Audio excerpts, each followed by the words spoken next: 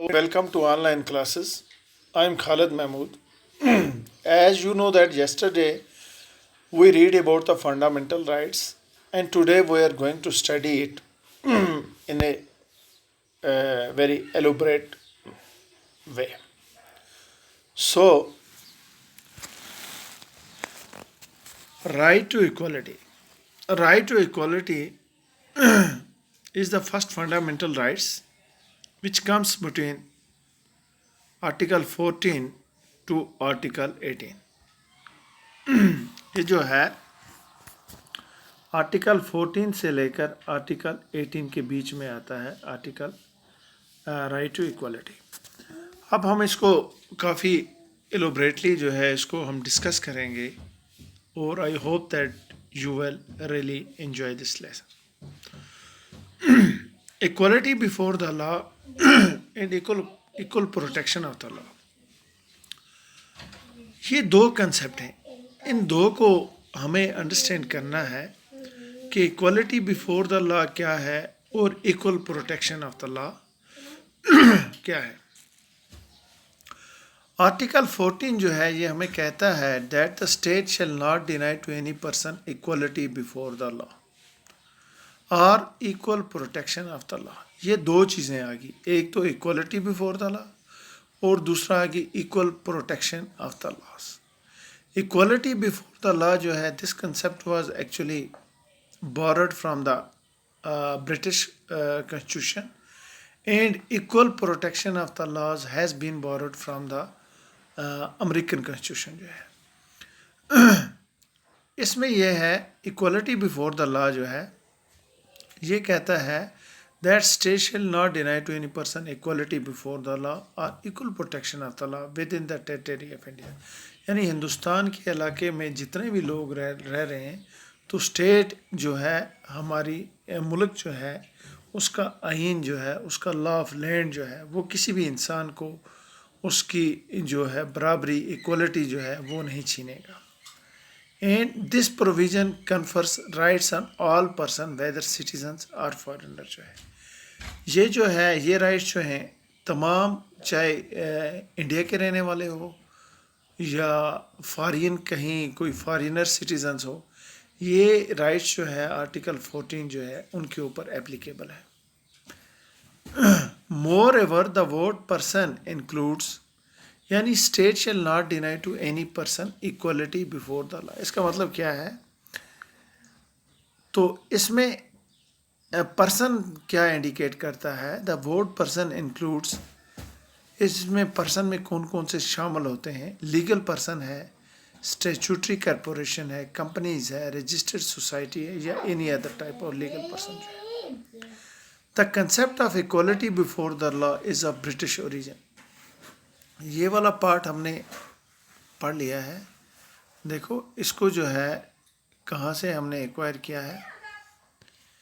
Equality before the law जो है ये ब्रिटिश ओरिजिन है इसकी। इसको हमने जो है ब्रिटिश वालों से ख़रीदा है, बारो किया है इक्वलिटी बिफोर द लॉ, और ये क्या है ब्रिटिश कॉन्स्टिट्यूशन से बारो किया है। Equal protection of the law ये अमेरिकन कॉन्स्टिट्यूशन से है।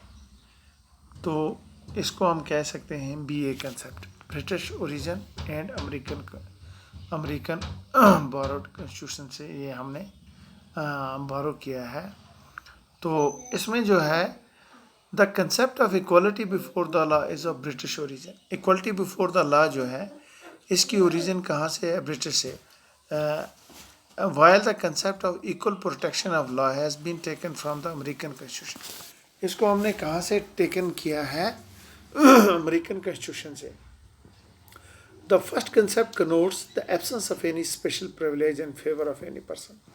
पहला कंसेप्ट जो है ये कहता है कि किसी भी इंसान को स्पेशल राइट्स नहीं दिया जाएगा। The equal subjection of all person the ordinary law of land जो है हर एक इंसान जो है उसको पूरी तरह से प्रोटेक्ट किया जाएगा जो हमारा जो है लॉ ऑफ लैंड जो है उसके अकॉर्डिंग। Administered by ordinary law court, जो यहाँ की ऑर्डनरी लॉ कोर्ट जो है, हाई कोर्ट है, सबऑर्डिनेट कोर्ट जो है उनके द्वारा। And the person whether rich और पोर, हाई और low, officials non official is not above the law.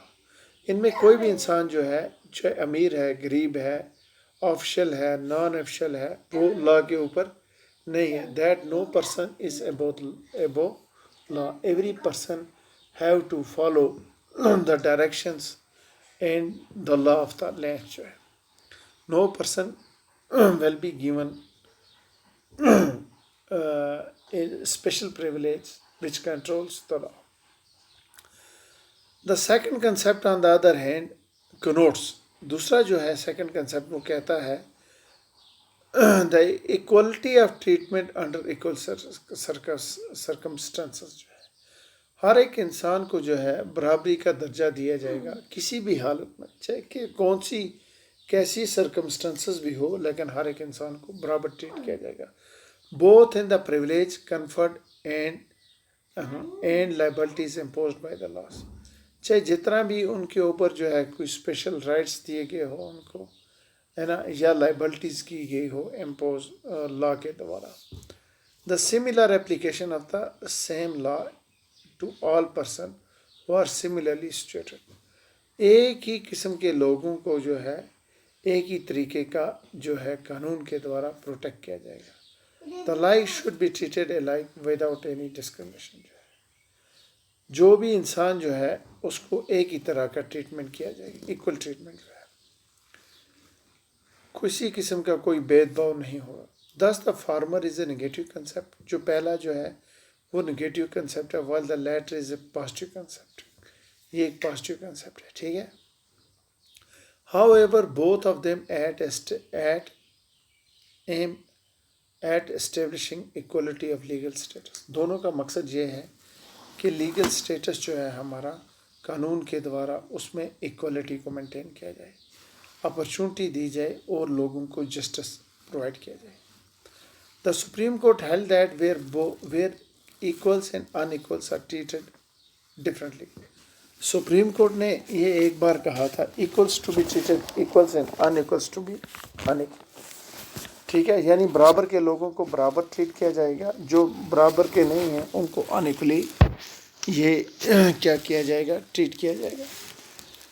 तो the supreme court held that where equals and unequals are treated differently. Supreme court ने कहा था कि तमाम अरिस्टोटल जो इतने बड़े फिलासफर थे उन्होंने कहा था equals to be treated equally and unequals to be unequally जो है, लेकिन सुप्रीम कोर्ट ने कहा where equals and unequals are treated equally, चाहे कोई बराबर के लोग हैं या नहीं है, लेकिन सबको बराबर तौर पर जो है कानून के द्वारा ट्रीट किया जाएगा। Article 14 does not apply while article 14 forbid class legislation जो है, आर्टिकल 14 जो है ये अप्लाई नहीं करता है और फॉरबिड्स करता है क्लास लेजिस्लेशन जो है। It permits reasonable classification of person जो है, ये बोलता है आर्टिकल 14 जो है रीज़नेबल क्लासिफिकेशन ऑफ पर्सन जो है, इसमें थोड़ी बहुत क्लासिफिकेशन तो होती है ना, इसमें जो है एक्सेप्शंस ऑफ इक्वलिटी जो है उसको जगह दी गई है कॉन्स्टिट्यूशन में। तो वो चंद लोग हैं, ठीक है, जिनको कानून के द्वारा जो है बराबर ट्रीट नहीं किया जा सकता है।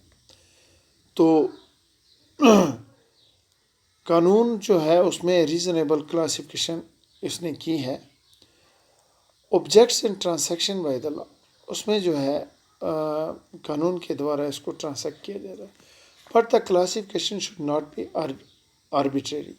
कानून ने थोड़ी बहुत क्लासिफिकेशन कैटेगराइज किया है इसको, लेकिन ये जो है ये क्लासिफिकेशन जो है should not be in A parameter of arbitrary action जो है, यानी ये लोगों के ऊपर जुल्म व सितम नहीं किया जाएगा, ये लोगों के फ़ायदे के लिए है। अगर जो अनएक्सेप्शन जो है ये है जो मौजूद है, आर्टिफिशियल है या अवेसियो है, rather it should be based on an intelligible differential and substantial distinction जो है। अब इसमें क्या आता है, रूल ऑफ लॉ। देखो, रूल ऑफ द लॉ जो है यानी कानून के द्वारा ही हर चीज़ को रूल किया जाएगा, कानून के द्वारा ही हर चीज़ की मतलब जितनी भी रूलिंग है इंडिया में वो सिर्फ लॉ ऑफ द लैंड के अकॉर्डिंग ही है। यानी यहाँ पे जो है ब्रिटिश कॉन्स्टिट्यूशन नहीं है जो अनरिटन कॉन्स्टिट्यूशन है। हमारा कॉन्स्टिट्यूशन जो है अमेरिकन कॉन्स्टिट्यूशन है which is the longest and longest lengthiest and written constitution in the world. ठीक है ना, सबसे लंबा है वो रिटन कॉन्स्टिट्यूशन है। तो रूल ऑफ द लॉ, देखो रूल ऑफ द लॉ जो है यानी कानून के द्वारा ही जो हर चीज़ को कंट्रोल किया जाएगा। The concept of equality before the law is an element of the concept of rule of the law. Equality before the law जो है ये कंसेप्ट जो है किसके द्वारा है, रूल ऑफ द लॉ जो है एक उसका एक एलिमेंट है। क्या है? The equality before the law is actually the element of the concept of rule of law. Rule of law जो है ये सबसे पहले ब्रिटिश का एक जुरिस्ट जो था, एक कानून दान था ब्रिटिश का, उसने प्रोपाउंड किया था। A.V. डाइसी उसका नाम था। The concept of rule of law was actually propounded by A.V. Dicey of the British jurist. एक ब्रिटिश जुरिस्ट जो था A.V. डाइसी उसका नाम था, उसने कहा था his concept has the following 3 elements और एस्पेक्ट। उसका कंसेप्ट जो था उसमें 3 किस्म के एलिमेंट्स या कंसेप्ट जो थे। एक ये था, वो कहता था एब्सेंस ऑफ आर्बिट्रेरी पावर। उसने कहा कि आर्बिट्रेरी पावर जो है जो मतलब अरिस्टोक्रेटिक पावर जो है वो नहीं होना चाहिए, एब्सेंस उसकी होनी चाहिए, यानी वो इसमें नहीं होना चाहिए।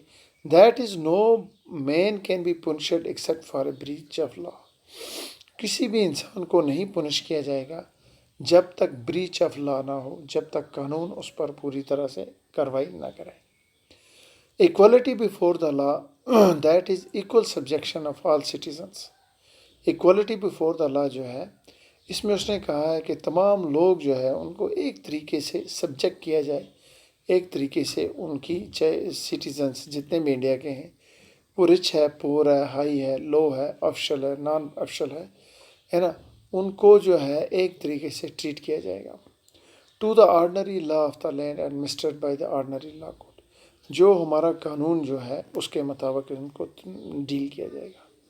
The primacy of the rights of the individual. इसने क्या किया है, यानी जितने भी इंडिविजुअल जो हैं उनके राइट्स को एक अवलियन दर्जा दिया है, एक प्राइमेसी दी है। ठीक है ना।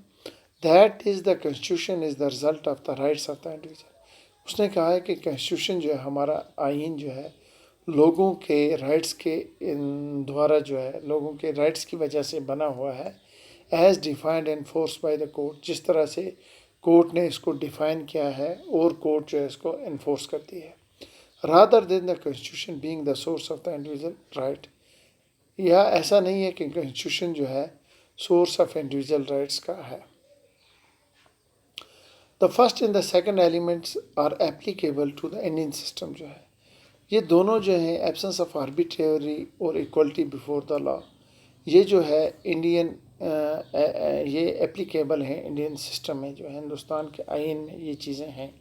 In not the third one जो है जो primacy of the rights of the individual जो है ये नहीं है। In the Indian system the constitution is the source of the individual law. Indian system में कॉन्स्टिट्यूशन जो है वो इंडिविजुअल के राइट का एक ज़रिया है। ठीक है, यानी हम लोगों ने जो है हमें राइट्स दिए गए हैं, उसकी वजह से ये कॉन्स्टिट्यूशन जो है फ्रेम हुआ है। The supreme court held that the rule of law as embodied in article 14 is the basic feature of the constitution. Supreme court ने कहा कि ये basic feature of the constitution, hence it can not be destroyed even by an amendment. इसको जो है amendment के द्वारा भी डिस्ट्रॉय नहीं किया जा सकता है। So I think that it's enough today. Tomorrow we will read the next chapter of this fundamental right.